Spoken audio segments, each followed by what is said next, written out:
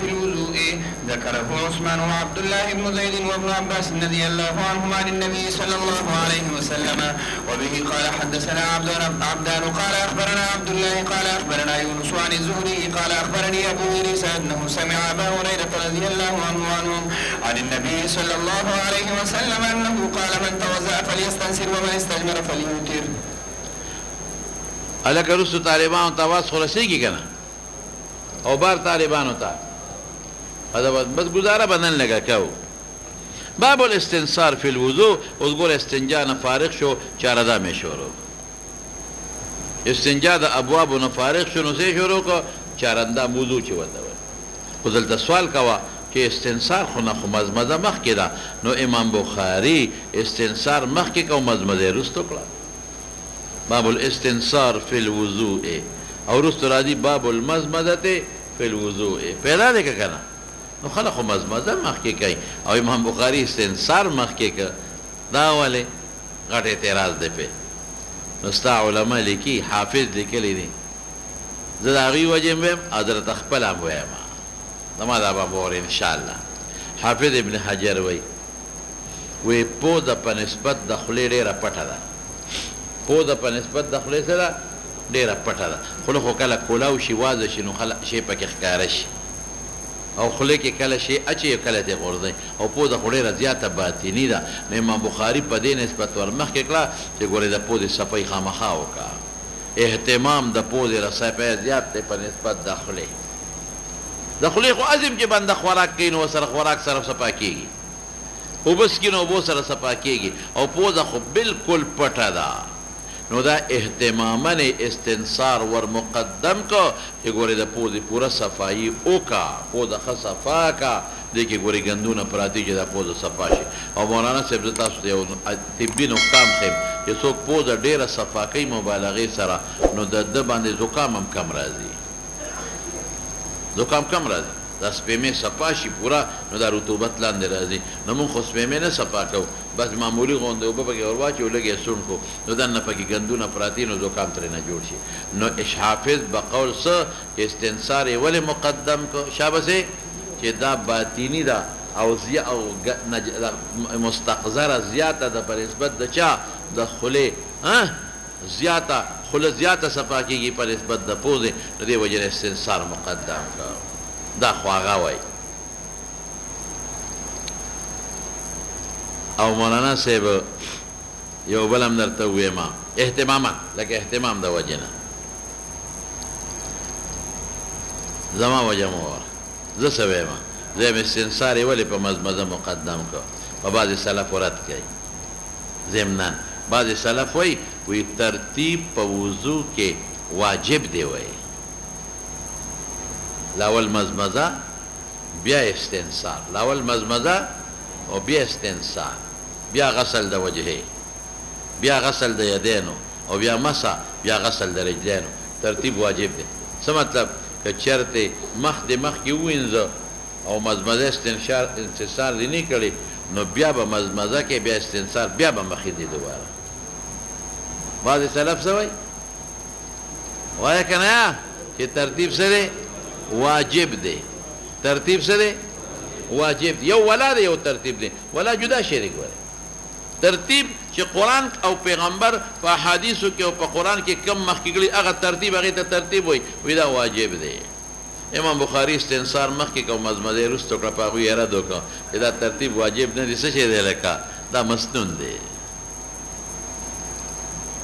قرآن کې خو الله ذکر کړی فاغسلوا وجوهکم و ایدیکم او پیغمبر مبارک هم ترتیب ذکر کړی دی لیکن د دې نه خو وجوب نه معلومېږي فرضیت خو دې نه معلومېږي. نه وجوب معلوم شو او نه دې څه معلوم شو لکه فرضیت معلوم شي.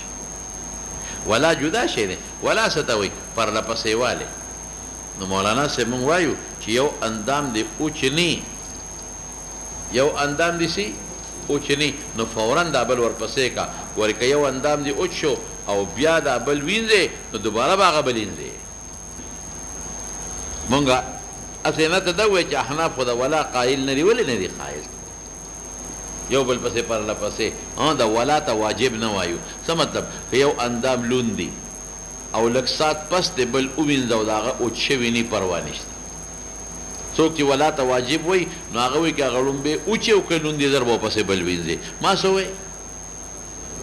چې ړومبې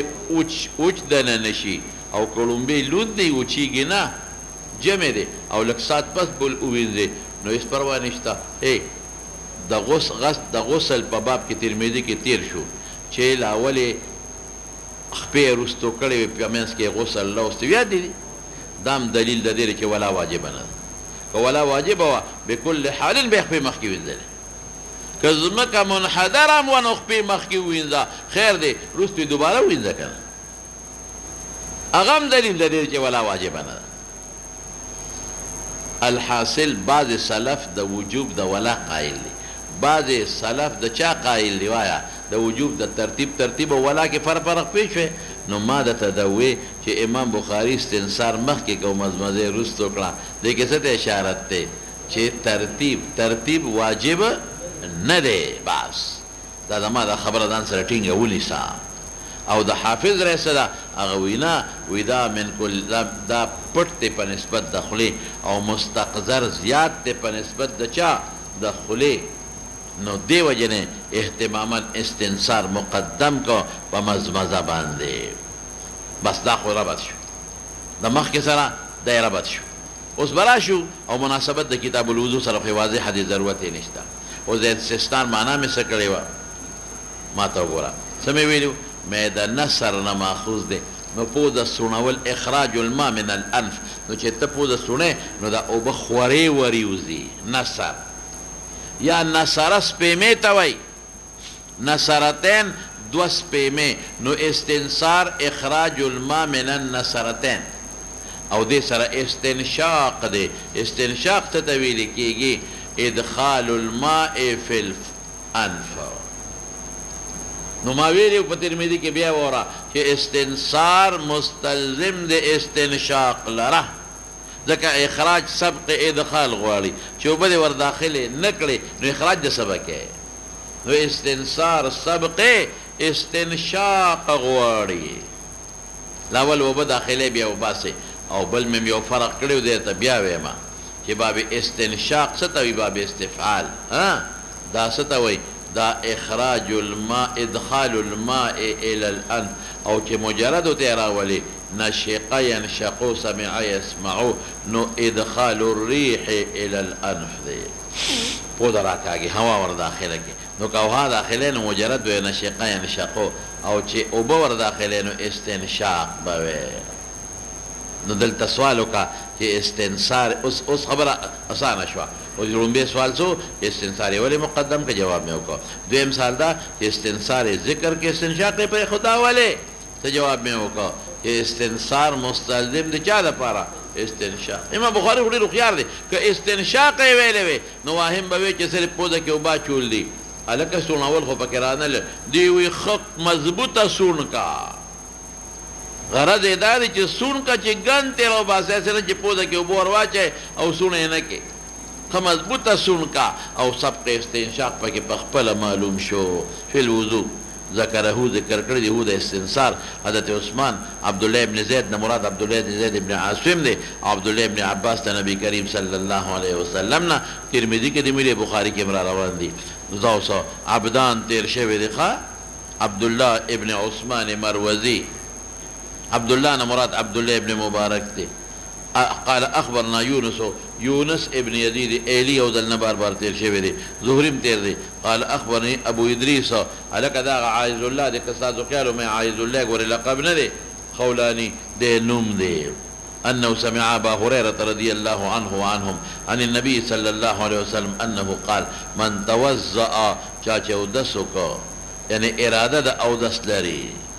توضأ سمانه سلري اراده د اودس لري فلیستنصر پوده دی سن کی او دلته سوال وکړه چې استنشاق رانغی وایي شبه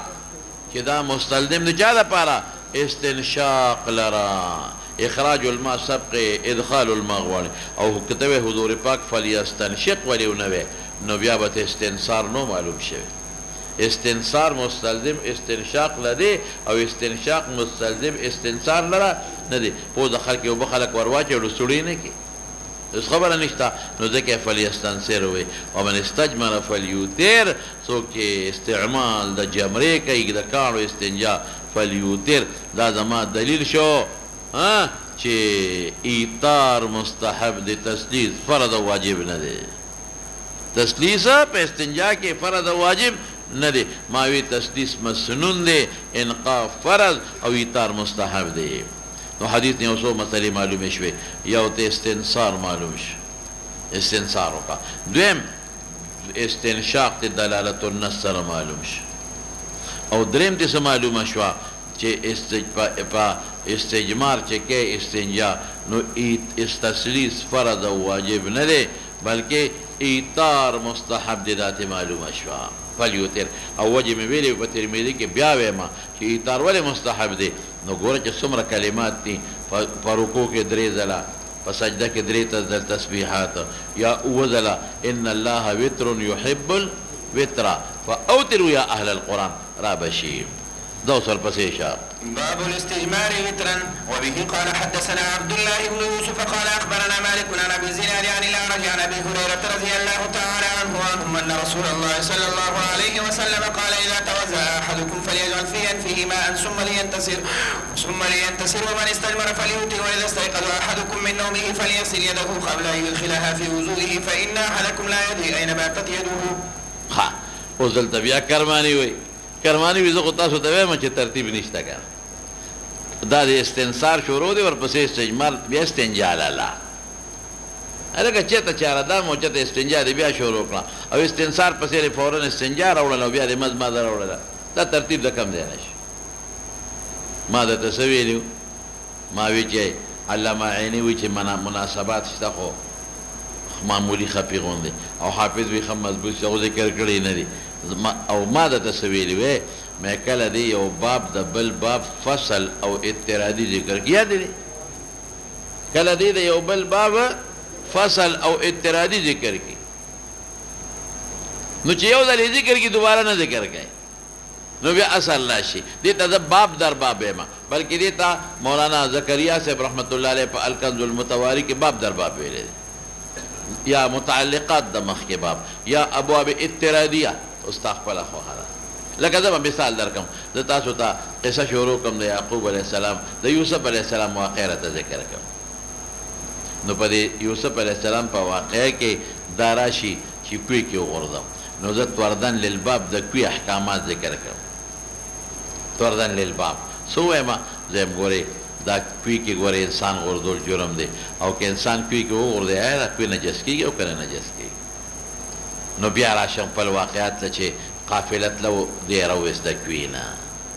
نو دې ته څه ویل کېږي دا میانځ کې چې ما کومه خبره وکړه اعتراضي نو چې څومره سړی ذهین هوښیاري هغه د اعتراضونه خامخا ذکر کوي ته وګوره چې عام ملا تقریر کوي یو واقع به ذکر کوي او اول نه اخره پورې خلاصه کوي او چې کوم داسې قابل مولی که نه نو په دې واقع کې چې کومه نکته راځي نو هغې پسې لاړ شي نو بیا واقع له راشي نو چې بیا واقع شروع کړي نو په دې منځ کې بیا پکې یو نکته راځي نو هغه نکتې پسې لاړ شي نو د هغې نه پس بیا اصل واقع له راشي نو دا امام بخاري خو صاحبه د هوښیارانو هوښیار دی د قابلانو او د کیسانو نه کیس او دانا دی نو دلته مخکې استنصار ذکر کو خو لیکن دی ونه وي چې استنصار به 2 ځله کوي که 3 ځله کوي که 100 ځله به کوي نو د دې وروسته باب نه معلومې استجمار وترن نه معلومې چې استجمار کې ایثار دی استجمار کې څه دی ایثار دی نو په استنصار کې به هم ګوري ایثار کې په استجمار کې څه دی لکه ایثار دی نو په استنصار کې به هم ایثار کې بس دې ته معلومه کړه او بلې د ته ناشنا خبره اشاره درکړه ادا چې په بعضو روایتو کې په استنشاق کې تسلیس ته څه دی لکه تسلیس نو امام بخاري د فیصله درکړه چې هغه تسلیس فرض او واجب نه دی هغه مسنون دی او ایثار پکې مستحب دی خیر که پوه درې داسې وه چې د ګلدین کاکا ښکاری و په 3 ځله نه پاتې کېدله نو څه چلو کا لکه نو 15 ځله یې سوڼ کا پوه نه شي پې او یا څه چلو کوه یا یو ځل وکړه ایثار په یو ورځ باب الوضوء مرتن تیر شوی دی که نه بیر شوی زه اوس مخکې لاړ شوم نو استجمار وتن دا اعتراضي باب شو دیتا هغه تنقیح منات وایي، تنقیح منات ورته وایي. دا تنقیح منات او دا درته وایم یو ځای کې لږ صبر وکړئ، ترمذي کې د یو باب را روان دی، هغې کې به په خپله پوه شئ. یعنې قیاس کومه چې هر کله لاندې اندام وینځي او صفا کې هغې کې ایتار دی، نو که بره کم مستقذر د سپیمو نه لرکې نو هغې کې ایتار دی. عبدالله ابن یوسف بار بار تیریږي، تنیسی ورته وایي. ښه مالک نه امام مالک مراد دی، امام مالک چې کوم مشهور امام د مسلک دی. او ابو الزناد عبدالله ابن زکوان دی، بار بار تیریږي. او اعرج عبدالرحمن ابن هرمز دی، ټول ثقات دي او د ټولو صحاح راویان دي. عن ابي هريره رضي الله تعالى عنه عنهم ان رسول الله صلى الله عليه وسلم قال اذا توضا احدكم کې اراده ولري فاجعل في انفه ماء د استنشاق شو، ثم ليستنثر د استنثار شو. لیکن پکې ذکر نه چې دوه دي کدرې دي. ومن استجمر فليوتر، دا صرف دې لپاره راوړه. من استجمر اوس کته وای چې ایثار خو فرض شو، فلیوتر امر د وجوب دی. نه نه نه نه نه، تعویل دی په ابو داود کې. من استجمر فلیوتر من فعل فقد احسن ومن لا فلا حرج، نو امر د وجوب نه دی، خلاص شو. واذا استيقظ احدكم من نومه، د خوب نه راپاسي، فليغسل يده، جنس ته مراد دی ګوري او لاسنا يدين ته مراد دي، قبل ان يدخلها في وضوئه فان احدكم لا يدري اين باتت يده، جلاسه کم نشپته رکړی دا. اوس مولانا سے بلته کې ما یو څو خبرې کړې به درته وایم. یو خبره ده چې د لاس ته وینځل وسه حکم دی، نو ما وی چې داوود ظاهري وی چې امر د وجوب د پاره دی، لاس وینځل واجب دی. امام شافعي سے وی لاس وینځل مسنون دی، او د احمد یو قول د داود ظاهری سره دی. او پنځ دا امام مالک لاس وینځل مستحب دی. داود ظاهری یو قول د احمد وسره دی، امر د چا د پاره دی وای د وجوب. د شافعي سے پنځ دی مسنون په سنت مؤکده، د مالک سے پنځ دی مستحب. او زمون په مذهب کې تفصیل دی مولانا صاحب، کچر د نجاست متيقن او پلاس باندې نو لاس وینځل فرض دی. او بو کې دی منډه او به نجاسه کړي، او که نجاست پلاس باندې سو هغه مظنون او غالب ځوندا چې نجاست حقيقي پېښتا، نو لاس وینځل در باندې واجب دي سدي. او کو بو کې دی لاس باندې استعمال مکروه تحریم دی. او که نجاست مشکوک و دواړه برابر دشتا او کنيشتا، نو لاس وینځل مسنون دی په سنت مؤکده. او کو بو کې دی باندې استعمال د وبو مکروه تحریم دی. او که نجاست موهوم معمولی غونډه وهمو چې نجاست او کنيشتا، لاس وینځل مستحب دی. او کو بو کې دی اومنډ، نو بیا وبو استعمال مکروه تنزیه دی. یاد ده کنه دلته کې سدي، دلته لا يدري اين باتت يده، وهم باندې بنا دی. نو فلیغسل و په استحباب باندې محمول کو. او دویم اختلاف پکې سو مولانا صاحب چې دا د شپې د خوب نه پاسه او که دروازې د خوب نه یاد دی. نو امام احمد وی په کم خوب نه مراد دی، وای احمد ابن حنبل وی د شپې خوب، یاد لري کنه. او جماهیر سوي الا که د شپې وو که دروازې وي. امام احمد هغه دلیل وی چې کم کې دلایل ذکر دی چې د شپې را پاسې ترمذی کې ویلې دی. او جماهیر هغه و چې کوم کې دلیل ذکر نشتا. او د جماهیر مسلک له ترجیح ورکړی و هغه څه چې لیل قید احترازي نه دی، اتفاقي دی. اول علت مشترک دی. اوس راشه لاس وینځل بله خبره سوا چې لاس ولې وینځه ای ما ویلو چې عربو موسم ګرمو استنجا بالاحجار والمدر به کوله او لنګونه به والیو، نو چې وده بشو ابا خوله به سره به غر سره ویلی شو ولی سره، نو لاس به اکثر اندام لیاوړه فإنه لا يد. نو دا دروازم کې دي چې د شپې خوب کې کې دي چې دا یو وجه ده. دویم وجه مې څه ذکر کړی مولانا صاحب، اوس هوته پرتوک دی دا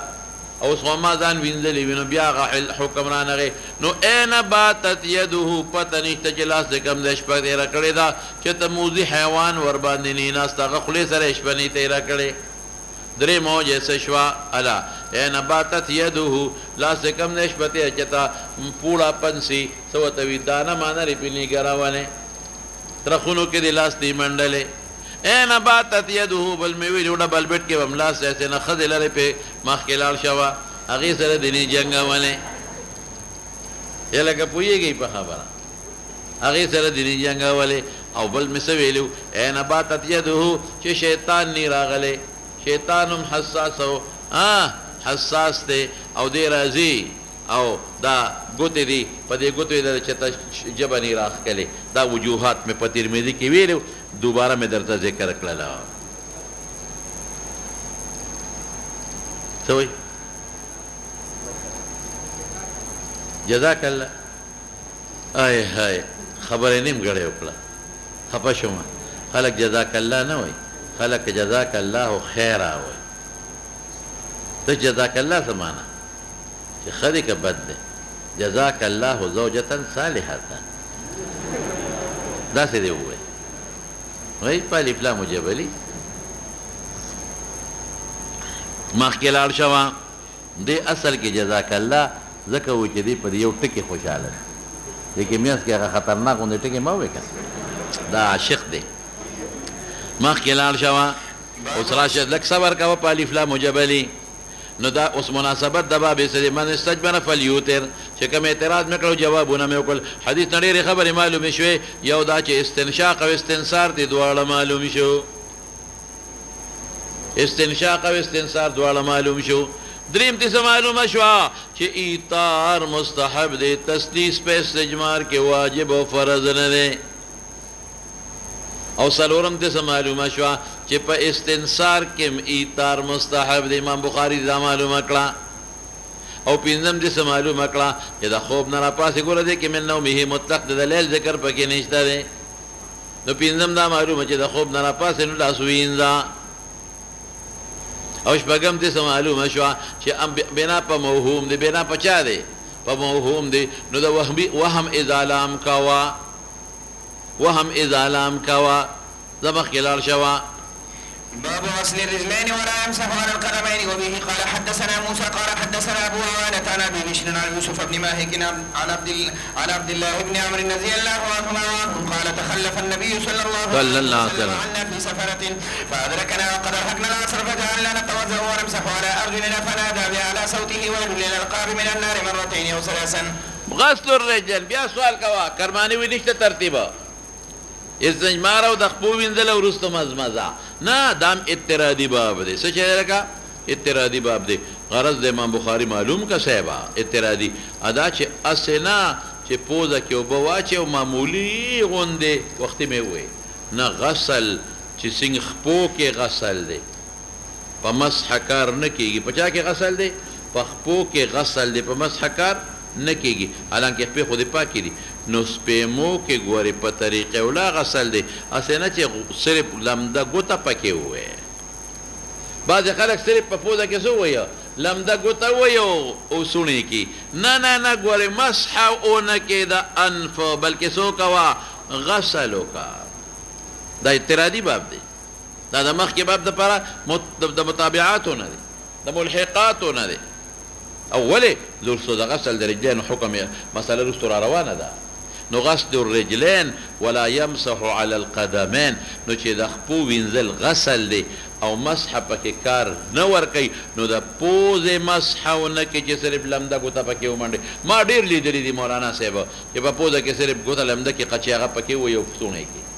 په دې کار نه کېږي ښه مضبوط درې ځله پکې اوبه ورچوه او ښه مزېدارې بره راکاږه هم او ښه ښکلې سوڼ کوه پوزه خلاصه شوه خبره د اعتراضي شو د مخکې سره موسی تیر شوی دی مولانا صاحب موسی ابن اسماعیل تبوزکي ورته وایي یو ځل نه بار بار ابو عوانه وزاحي یشکوري ورته وایي او ابو بشر جعفر دی جعفر نوم دی ابو بشر جعفر ابن ابي وحشيه عن يوسف بن ماهك المشهور تابعي عن عبد الله بن عمرو بن العاص قال تخلف النبي صلى الله عليه وسلم عنا في سفرة يو غزوة فأدركنا من غير لاندې کړو ادرکنا ما وینا به وقد ارهقنا من پتلوار کړی وی ارستو کړی ما دواړه معنی ورکی د ما جګر فجعلنا نتوضا ونمسح على ارجلنا فخپو مسح ولا ودلته سوال کاوه چې مسح نه ده کړی نو د مسح نه مراد دلته غسل خفیف دی یاد لرئ د مسح نه مراد څه دی نو چې دلته تاسو ټول د مسح نه مسح خفیفه اخلی نو چې کوم ځای مسح ده رجلینو راغلی ده په بل ځای کې نو چې ذاتې هلته مسح خفیفه واله غسل خفیفه نو په ما ولې اعتراض کوئ نمسح على أرجلنا فنادى بأعلى صوته ويل للأعقاب من النار یا دی پوندو لسزا ده ځکه چې د سبب د نقصان دا پونده وګرځېده ده یا لاصحاب الاعقار مرتين او ثلاثا درې ځلې وفرمایل د ویل او د ویح فرق مې درته کړی ما ویل عذاب ته وایي ویل هلاکت ته وایي ویل جهنم کې یو کنده ده چې جهنم ته روزانه او یا زره کله ته پناه غواړي او ویح تعجب ته وایي او بل مې څه فرق کړی ما ویل واقع في العذاب ته وایي ویح قریب ته وایي درېم مې څه ویلي ویل واقع في العذاب او ویح ویل مستحق د عذاب او ویح چې دی چې مستحق نی هسې وله زجر ورکړي خلاصه شوه خبره او للاعقاب ولې وایي یا لاصحاب الاعقاب پوندې وچې وې دې نه مسله مستنبطه کړې څه وه چې نوره خپدې وینځلې وي سرې پونده وچئ یا بطن د قدم نو ویل دی نو که ټوله خپدې اوچه پرېښې وي او مسحه پې وکړې خو په طریقې اولا ویل شو نو رد شو په روافظو باندې په خوارجو او په امامیه و روافظو چې هغې وي مسحه د رجلینو وظیفه د رجلینو ده مسح وظیفه د رجلینو ده ما درته څه ویلي چې غسل دی د هغوی دلیل څه د هغوی دلیل وامسحو برؤوسکم وارجلکم قراءت د جر دی یاد لرې ده ما څه ویلي ما دوه قراءت دی یو قراءت د نصب دی یو قراءت د جر دی نو قراءت د نصب محمول دی په عدم التخفف او قراءت د جر محمول دی په التخفف او دلیل مې څه ویلي الف لام میم غلبت الروم او غلبت الروم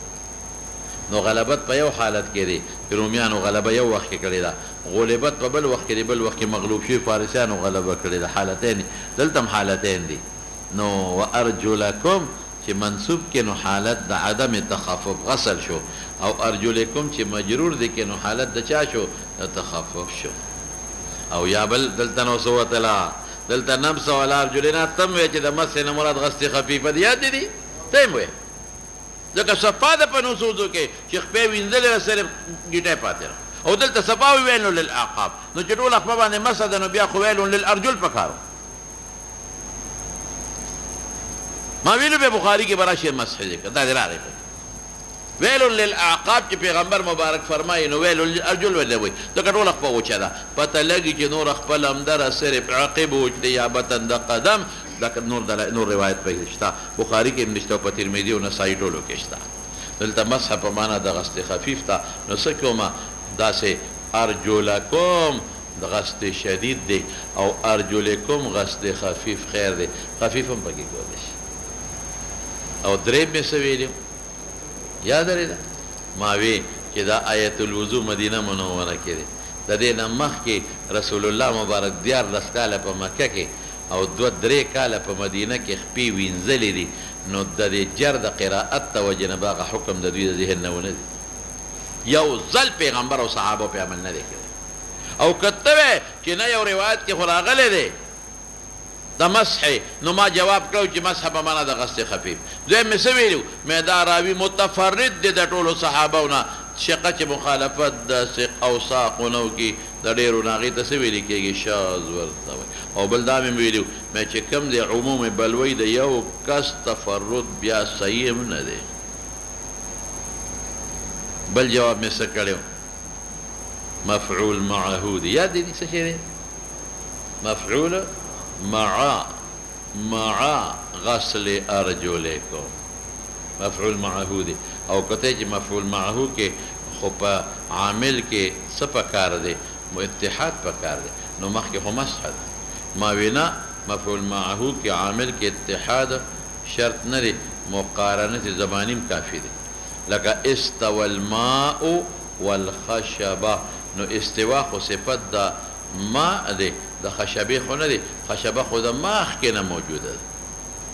خشبه خو ورسره نه ده برابر شوی څه چې ورسره برابر شو خو نو عامل استوا خو د ما صفت د خشبې خونه او زمانه یو ده نو دلته کې مسح عامل د چا شو د سر شو د ارجل نه دی زمانه یو ده یاد لري شو خبره یو مې بلم ویلو که ستاسو یاد بل مې څه ویلي وارجلکم وایه که جر د جوار کنه سر خوړل جر د چا دپاره د جوار او د هغې مې بله دلایل درته ویل زه مخکې لاړ شوه باب المزمزة في نو اوس دینه مولانا صاحب ویل للعقاب من النار مرتين نو ډېر مسایل دې معلوم شو یو دا کله کله امام په سفر کې رستو کېدی هم شي دا د پیغمبر رستو دی فادرکنا بیا به د خپلو ملګرو ادراک به کوي او دریم دا د مازدیګر مونځ په سفر کې تاخیر سره کولی شي او څلورم دا چې په خپو کې غسل خفیفه هم کولی شي او پنځه نه دا به اعلی صوتي کتاب العلم کې د امام بخاري مسله وستله چې کله کله رفع الصوت په علم کولی شي یاد لري دا امام بخاري وستې دي او پنځم دې څه معلومه شوه چې یوازې پونده اوچه پاتې شي نو ویل دی نو که ټوله خپله اوچه پاتې شو په طریقه اولا ویل شو نو حکم د رجلینو غسل شو او بله څه مسله چې کله تکرارم کولی شي مرتين او ثلاثا سره تکرارم کولی شي زه ورپسې شه باب المزمزة في الوضوء ګوره دغه دوه بابونه اضطرادي وو شابه مزمزه څه ته وایي ما ویلو چې ادخال الماء في الفم ثم مجه إدارة الماء في الفم إدارة الماء في الفم ثم مجه مزمزة ورتوي قاله ابن عباس وعبد الله بن زيد عن النبي صلى الله عليه وسلم ورپسې وبه حدثنا ابو اليمان قال اخبرنا شعيب بن الزهري قال اخبرني عطاء بن يزيد عن عثمان مولى عثمان بن عفان انه راى عثمان دعا بوضوء فافرغ على يديه من انائه فغسلهما 3 مرات ثم على يديهنا ټول لاسونه نه دي مراد کفین ته مراد دي په دلیل د روایت رسغه نه پورې ها ثم أدخله يمينه في الوضوء ثم تمضمض واستنشق واستنثر ثم غسل وجهه 3 ويديه إلى المرفقين 3 ثم مسح برأسه ثم غسل كل رجل 3 ثم قال رأيت النبي صلى الله عليه وسلم يتوضأ نحو وضوء هذا وقال من توضأ نحو وضوء هذا ثم صلى ركعتين لا يحدث فيهما نفسه غفر الله له ما تقدم من ذنبه. سؤال پیو کا په اخر کې چې من توضأ نحو وضوء هذا نحو وي ځکه د پیغمبر مماثلت خو ګران دی او ثم صلى رکعتين چې تحیة الوضوء دی او لا يحدث فيهما نفسه پکې د دنیا سوچونه نه کوي نو غفر الله له ما تقدم من ذنبه نو سوال وکړه دلته دا معلومه شو چې دا حکم د مغفرت په څو څیزونو بنا شو په دوه په چا بنا شو په دوه هم په اودس او هم په تحیة الوضوء او بیا تحیة الوضوء کې به سوچونه د دنیا نه کوي او مخکې خو مونږ ویلو چې دا بنا د یوازې په اودس باندې چې په مخ د لپه واچو د مخ ګناهونه ورځي حتی یخرج نقیا من الذنوب تیر شوی دی که نه په ترمذي په اول کې دا خو تعارض را په لاس دې واچولې په سر دې واچول مسح وکړه په خوله کې دې واچوله د ابن ماجه اوږد روایت دی او ترمذي کې نو اندامونه لاړل پاک شو حتی یخرج نقیا من الذنوب او بل سری بلداري وی تاسو دا او بل ځای کې دا بنا دی په چا باندې په مانځه صرف په مانځه وی ولې وی چې د چا په کور مخې ته یو نهري او دې پکې دروازې 15 دلالان وي هل یبقى من درنه شیء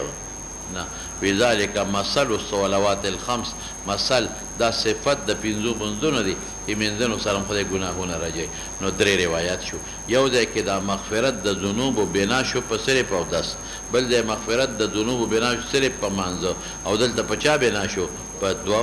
نو ما جواب کړی دی کنه څه مې ویلې مې کوم ځای کې چې مغفرت مصادف د محل مغفوره سره سبب د چا ګرځي د رفع درجات الته پاک شوی دی او چې دلته کې وسره دا بل عمل راغی نو درجه به بلند شي او چې مونځ دی بیا ورپسې فرض وکړه نوره درجه به بلند شي او بعضې حضرات یو جواب کوي خو زما نه دی خوښ هغه وایي د دې وړو ګناهونو مختلف اقسام دي نو ځینې په اودس ختم شي ځینې چا سره ختم شي په دې دواړو عملو او ځینې په فرض عمل نه دا مې ځکه نه دی خوښ چې په هغې کې حتی خارجه نقیا من الذنوب تیر شوی دی د ترمذي په روایت کې نو به دا ښکلی جواب دی چې ترغیب د اثر کې د شارع مقصد سره د اودس ترغیب درکې دلته تحیۃ الوضو بعد الوضو ترغیب درکې تحیۃ الوضو خالي کې اودس وکې او بل ځای کې د فرض منځ ترغیب درکې مقصد دا دی نو قانون دا شو چې کله مغفرت مصادف کې د محل مغفوره سره سبب د رفع د درجات خیر او خلاص اوس براشو مولانا صاحب حدیث خو دې وې او مسائل مستنبطه او باصاب لومبي سری چې افرغه لاسونه به وینځي تر د رسغې نه پورې دا مستحب دی درې کراته ثم ادخل يمينه في الوضوء یو بو کې لاس وردن نکا مزمزه وکا دوشو دریم استنشاق څلورم استنصار او لکه تسلیس پکې نشتا نو د مخ کې باب نه امام ترمذی تسلیس ته استجمار به تر نه معلوم کو یاد لري دا او دې کې نور روایت هم شته ثم غسل وجهه ثلاثا دبل مسألة يديه إلى الإمع المرفقين ثلاثا دبل مسألة مسح برأسه يوزل دبل مسألة غسل دهرق بدري دبل مسألة ثم رأيته بل څه معلومیږي چې دا د بل شاګردانو ته د مونځ چل خولش دا اودس چل خولې چلی خو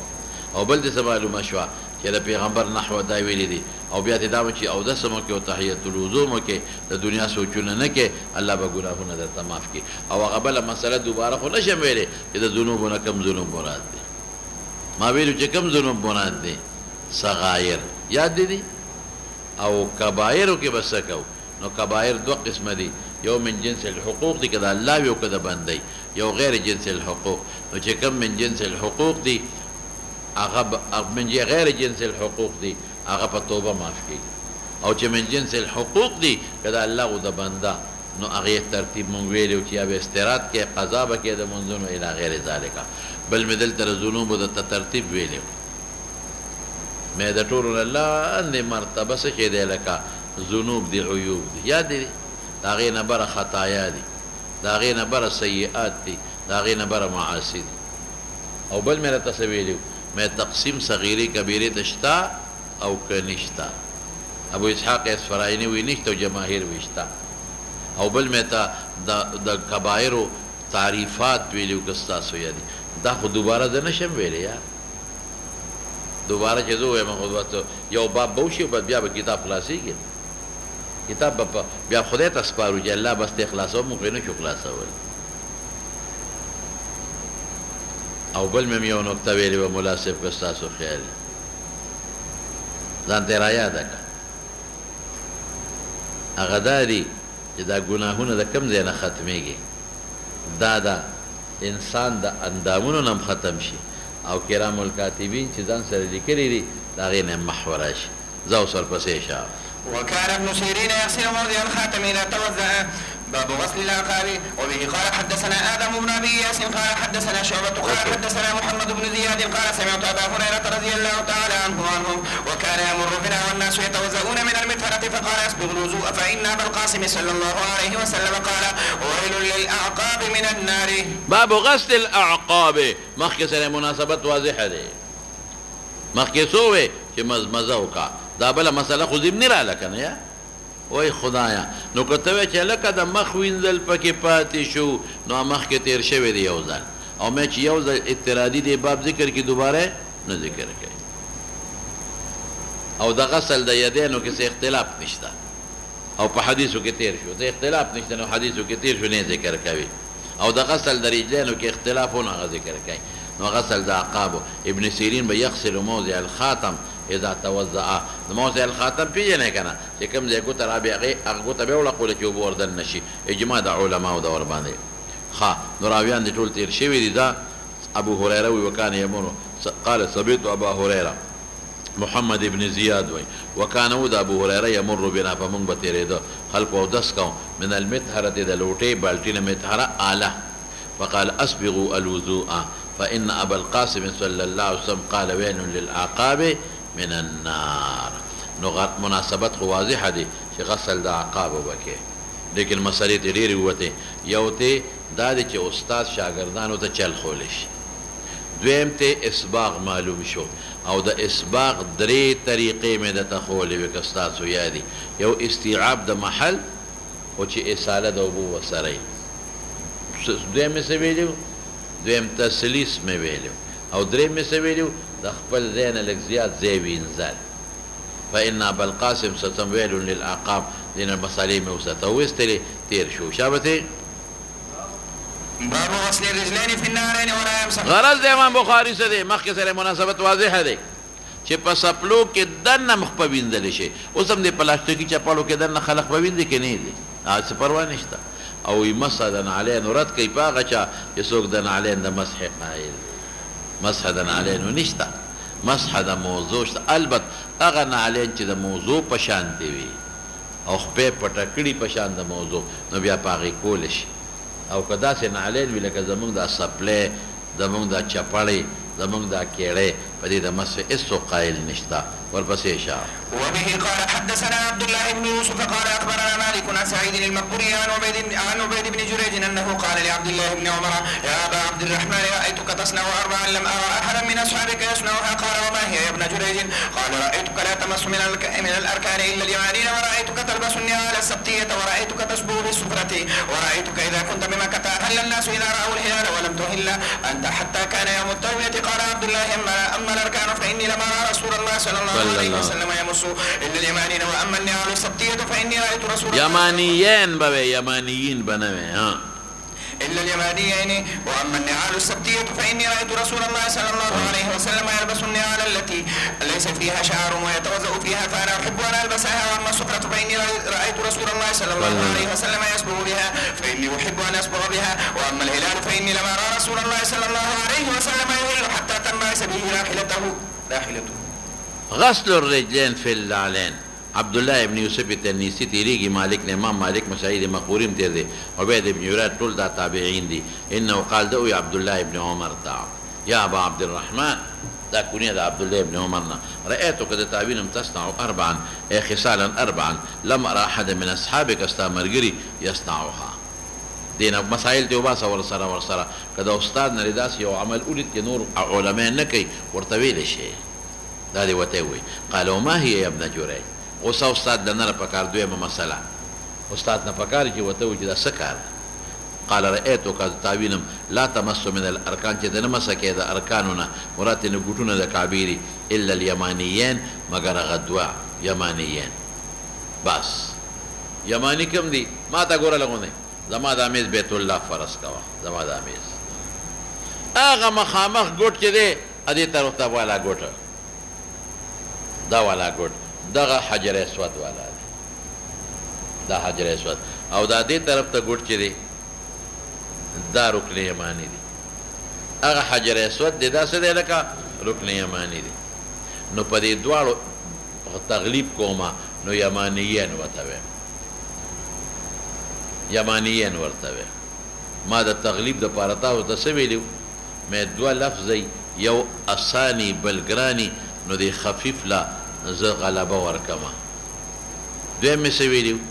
یو مشهوري بل سي غیر مشهوري نو مشهور له زه غلبه ورکم او دریم مې څه ویلي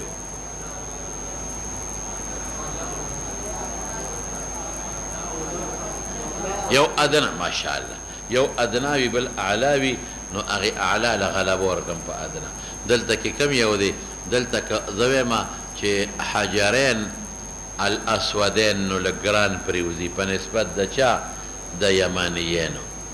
نو اسانو نو هغه له مې غلبه ورکړه خفیف هغه ثقیل مې په خفیف کې ور داخل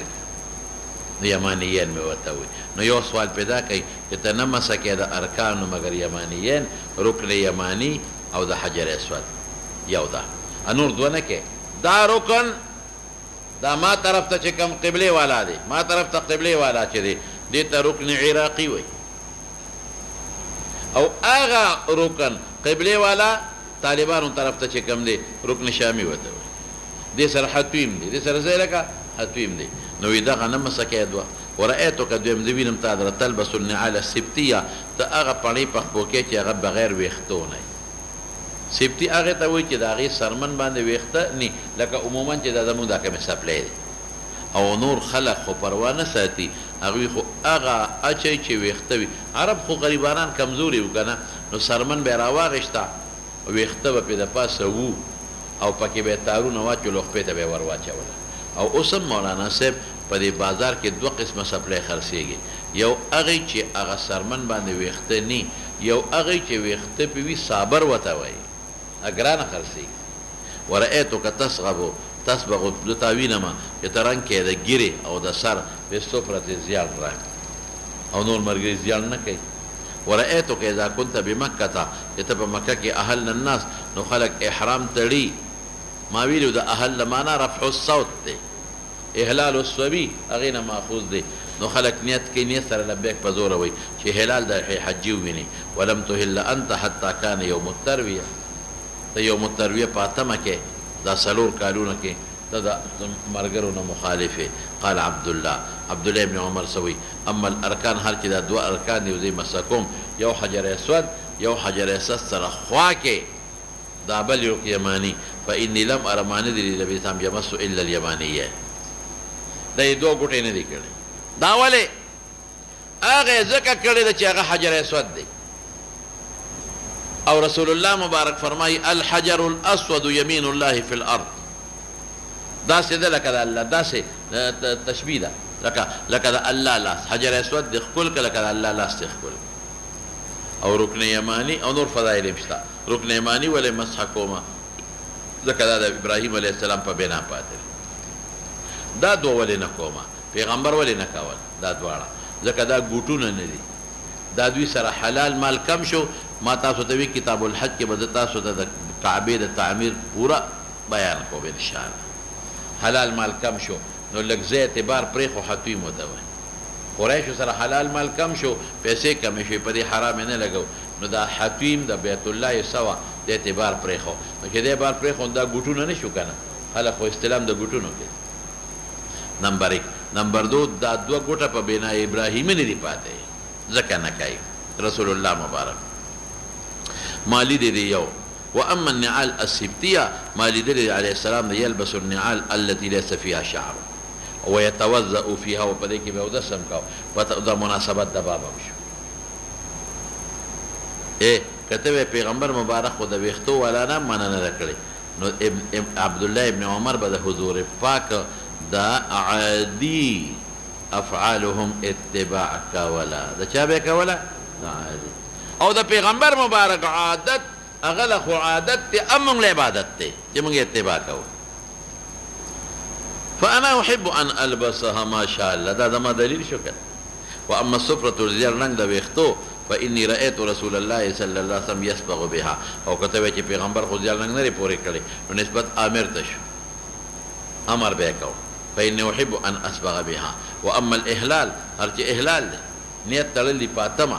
فاني لم ارى ما ندري النبي صلى الله عليه وسلم يهل کې نیت به کو حتی تنبعث به راحلته، الا به کو چې راحله به پاسېدله.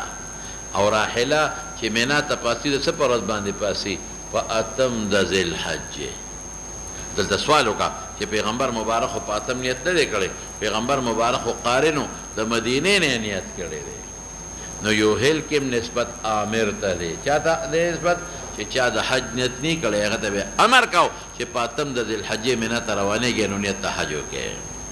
اوس راشه مولانا صاحب، مناسبت د باب غسل الرجال فی اللعنین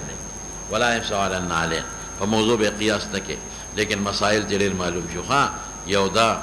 چې استاد باندې اعتراض کولی شي چې د نورو علماو نه منفرد وویني، دویم استاد به غوسه کېږي نه. او دریم ته څه معلومه شوه؟ دریم دا په خپله راځي چې د رکن یمانی او د حجر اسود مس به کې د نورو ګوټونو باندې. څلورم څه معلومه شوه چې پیغمبر مبارک بې ویښتو څپلۍ په خپو کړي دي، نو باید چې موږ د حضور پاک د دغې عمل او د عادت اتباع وکړو. پنځم دې څه معلومه شوه چې په څپلو کې اودس کولی شي. شپږم څه معلومه شوه د پیغمبر د عادیاتو اتباع. او اما صبرة اووم څه معلومه شوه شابسې چې ګیره او سر زیړولی شي، تور رنګ به نه ورکوي، تور ممنوع دی. کتاب اللباس کې به تفصیل درته راځي، هلته به راشي ترمذي کې جلد اول اخر کې، خو تور ممنوع دی. بل نسبت امر ته کولی شي، لکه پیغمبر خو په خپله زیړ رنګ نه دی پورې کړی. بل دې څه معلومه شوه چې کوم وخت کې ته روانېږې مینا ته، نو که چا د حج نیت نه کړی د حج نیت دې وکړي، ځه ورپسې شه. باب التيمم في الوضوء بس والغسل. اوس د وضو بابونه خلاص شو. مزمزه استنشاق هم ویلی شو، غسل د وجه مخکې ویلی شوی دی، غسل د رجلانو ذکر شو، پوهېږې په خبره. او ممسوحات لا را روان دي، که ته مسح پاتې را صبر کوم، ممسوحات وروستو را روان دي. او غسل د وجهې کې څه اختلاف نو ضمناً پکې تېر شو. زه اوس دلته کې متعلقات د وضو ښیي، نو که ته ویې لکه غسل د کوم ځای نه پکې راغی، توردن ورسره غسل ذکر کوي. د وضو متعلقات یې توردن ورسره څه کوي؟ غسل ذکر کوي. نو تیمم اشاره غرض د امام بخاري څه دی؟ مناسبت د کتاب الطهارت سره واضحه دی، او مناسبت یې څه دی؟ چې ښې طرف نه شروع کول دا مستحب دی. شابه. وبه قال حدثنا مسدد قال حدثنا اسماعيل قال حدثنا خالد عن حفصة بنت سيرين عن ام عطية رضي الله تعالى عنها وعنهم قالت قال النبي صلى الله عليه وسلم لهن في غسل ابنته ابدأن بميامنها ومواضع الوضوء منها. وبه قال حدثنا حفص بن عمر قال حدثنا مسدد ابن مسرهد تیر شوی دی، او اسماعیل ابن علیه دی دا، او خالد حزا دی، او حفصه بنت سیرین نقل کوي د ام عطیه نه. ام عطیه نسیبه نومې دی. څه نومې دی؟ نسیبه. دا صحابیه وه. قالت داوی قال نسب لهن دی صحابي د زنانو ته فی غسل ابنته، د پیغمبر لور زینب وفات شوې وه، د زنانو لمبوله د ام عطیه پکې وه. وی ابدأن بمیامنها، شروع کې په میامنو د دی. لاول ول چې چاردام کوي نو ښی لاس مخکې کوي، بیا خیخ په خی طرف، او چې غسل کوي خی مخکې کوي، او مواضع الوضو منها دا مقدم کوي. نو ګوره مناسبت د باب باندې پېښ شوی، د غسل یې پکې ولې راوړه؟ یو توردن او بل حدیث کې غسل و وضو پکې نه وه، نو وضو یې پې قیاس که. غسل یې ولې راوړه؟ دوه وجې شوې. یو توردن یې راوړه چې مسله د دواړو اسانه شي، او یا څه حدیث کې دا تیمم په غسل کې وضو په قیاس کوي، ځکه یو سره غسل توردن نه وړه. اوس ته حدیث د ډېرې خبرې معلومې شوې. یو دا چې مړی لمبې نو وضو مقدم کا د مړي. دویم ته څه معلومه شوه؟ چې ښې طرف مقدم کا. دریم ته څه معلومه شوه؟ وضو مقدم کا. دې کې حدیث ته خو په شرط امام بخاري نو برابر، په وضو کې خپل حدیث دی، او په شرط امام بخاري نو برابر دروي نه. څلورم ته څه معلومه شوه؟ چې زنانو ته یا نارینو ته د غسل د مړي چل ښولی شي. دا ګڼ شمېر مسلې معلومې شوې. زه اوس ورپسې شه. وبه قال حدثنا حفص بن عمر قال حدثنا شعبة قال اخبرني اشعث بن سليم قال سمعت ابي عن مسروق عن عائشة رضي الله تعالى عنها وعنهم قالت كان النبي صلى الله عليه وسلم يعجبه التيمم في تناوله وترجله وطهوره. حفص بن عمر امتير شعبة بن الحجاج اشعث بن سليم او قال سمعت ابي سليم دي ناكتوي سليم بن اسود تابعي دي مسروق بن اجدع قال عن عائشة رضي الله عنها وعنهم قالت كان النبي صلى الله عليه وسلم يعجبه التيمم تيمم بخوخو في تنعله فسپلے پخپو کولو کې، لیکن کم ته مستثنا دي چې جمعات نه بارو دي اته پنس مستثنا. او ما ویلو چې هغه کې کولې شي غسخ په بار او باسه تنعل لا مکه وکنه فسپلے د پاسه کېده نو خې مخ کې وردن نکا. او ترجل ګمنس خې طرف یا خې طرف د ګيري خې طرف د سر، او طهوره طهور کې غسل امراغه شابه او وضو مراله د مناسبت د باب. او فی شانه کله کمیسه چې خیل استول مخ کې کا، او پرتګه چې نو خې په سم مخ کې کا، او طواف کې خې طرف نه شروع کا، او پلا رضی په خې طرف باندې دا مزیت یمین دی په یسا. نو د حدیث د ډېرې مسلې معلومې شوې. مناسبت د باب خو طهوره دی وی کړه او سره شا. نو منا حدیث د ډېرې مسلې معلومې شوې. یو مزیت یمین دی په یسار باندې، بل تیمم چې کم ته مستثنا دی به ته وباسو، باقي کې تیمم افضل دی. بس تنعل ترجل او طهوره فی شانه کله دی کې بلا مسلې بیا راغلي. بس بکو مولانا صاحب اوس د میاه باب شروع شو. دې سره برستو څه کېږي لکه د میاه باب. او کته مسه پاتې شو نو صاحب ممسوحات څه دي؟ یو پاڼه پس بابو مسح الرأس کله را روان دی. دا ارچ خپل ترتیبی امام بخاری دا ترتیب دی. زه اوس ترمذی